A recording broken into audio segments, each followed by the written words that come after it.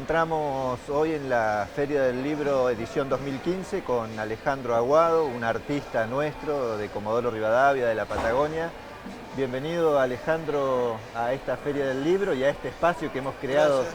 desde la Universidad de la Patagonia San Juan Bosco, un poco, como te comentaba, para recrear un poco los diálogos que muchas veces se pierden en los stands, en los pasillos, en las charlas, poder registrarlos y empezar a armar una suerte de banco de la memoria audiovisual para que vayamos teniendo una suerte de audioteca o de videoteca digital para nuestra universidad.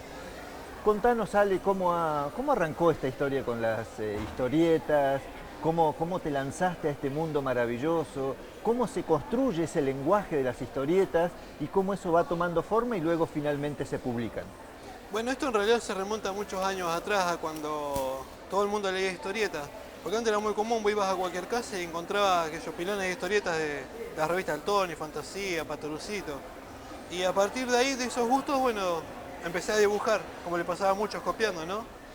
Y con los años empecé a, bueno, publicar, inventar personajes y a medida que pasan más los años, que ya son muchos, que cada vez se acumulan más, ¿no? ¿Hace cuánto que haces historietas? Y empecé a publicar en 89, creo, si mal no recuerdo, con 16 años, Ah, en un diario acá de Comodoro. Y después, bueno, fui publicando en la zona, en el país, en el exterior, y después empecé a publicar libros también, un poco por necesidad también, porque como no había editoriales acá, bueno, a veces como que las circunstancias te llevan.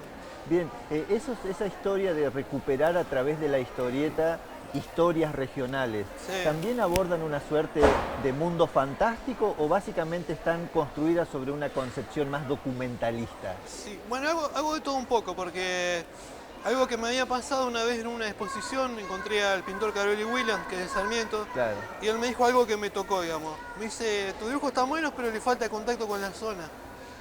Y es como que tocó algo en mí, y a partir de ahí empecé a trabajar el tema, ¿no? Sobre temas históricos. Y hubo un momento que me quedé sin puntos de referencia. Es como que agoté la bibliografía que tenía en ese momento. Y a partir de ahí empecé a buscar yo historias, a recorrer los alrededores de Comodoro. Y de esa forma fui conociendo pueblos abandonados, lo que era el ferrocarril. Y buscando información fui entrevistando gente y así formé mi primer libro, que es Aventuras y Barriles Patagónicos. Medio de casualidad también se dio. Y a partir de ahí es como que empecé a indagar un poco también en el pasado, buscando historias.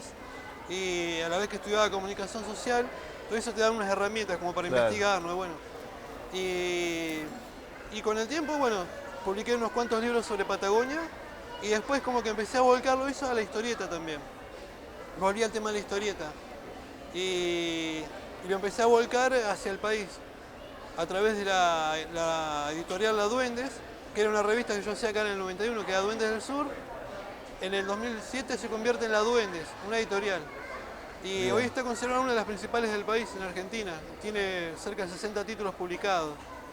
Por ahí acá en la zona no se conoce mucho, porque digamos, el mercado no, es como, no funciona mucho acá la historieta. En cambio, hacemos todo para el resto del país, sobre todo Buenos Aires.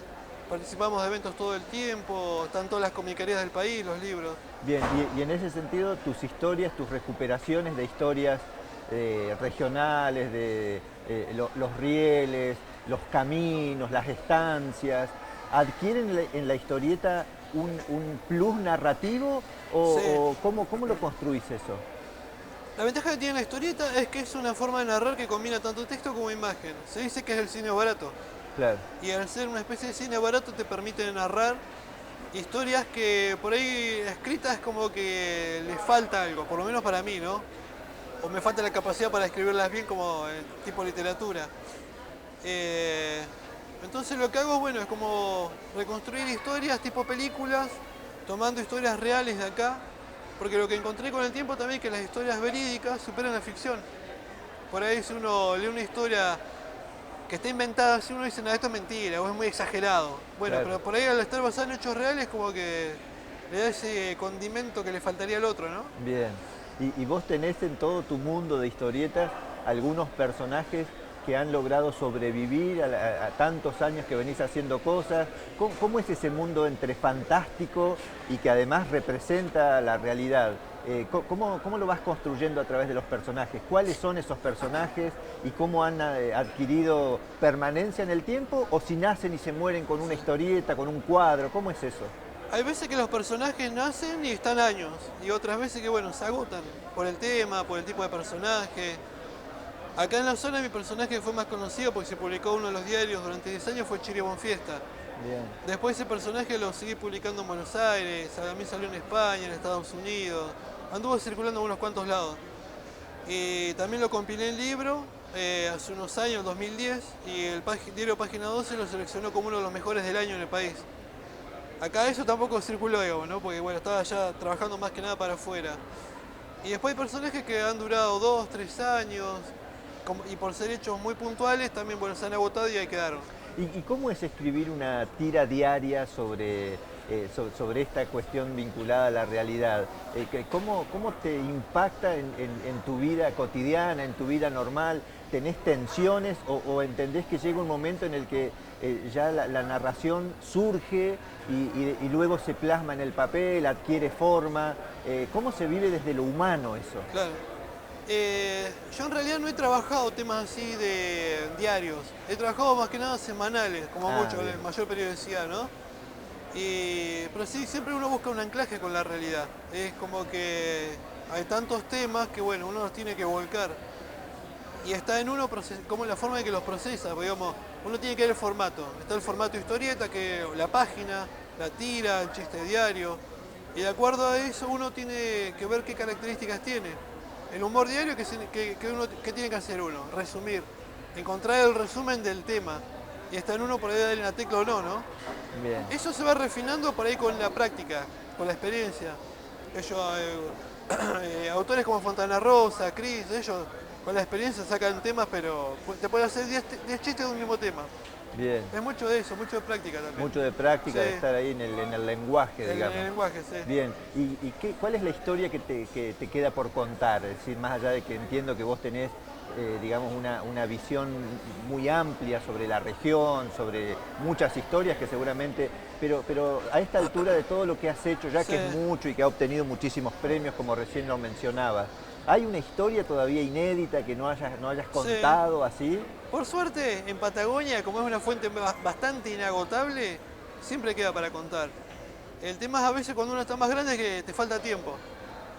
Y también tiene que ver con los formatos, porque he hecho muchas historias cortas que te permiten contar como anécdotas serían, ¿no?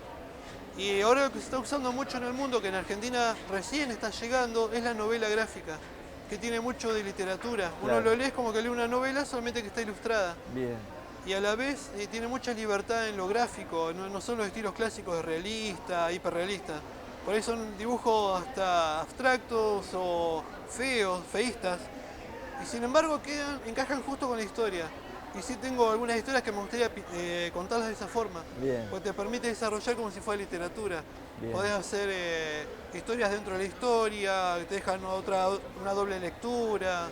Y está muy bueno eso. Bien, vos has recorrido miles de kilómetros en la Patagonia y no la Patagonia solamente de los circuitos turísticos, sino te has metido como tierra adentro. Sí. Si tuvieses que definir qué es esta Patagonia entre las imágenes que tenemos de afuera, bueno, en esa síntesis, ¿cómo podrías definir a la Patagonia y particularmente a su gente que habita en esos lugares?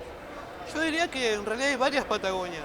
Está la Patagonia que vivimos los patagónicos en las ciudades, la Patagonia que se vive en las localidades del interior, la Patagonia que ven desde el resto del país, la Patagonia que ven desde el exterior. Y todas cambian, todas son distintas. Desde Buenos Aires tiene una visión que es muy propia de Buenos Aires, por ejemplo. En Europa tiene una visión que es más parecida a la nuestra por ahí.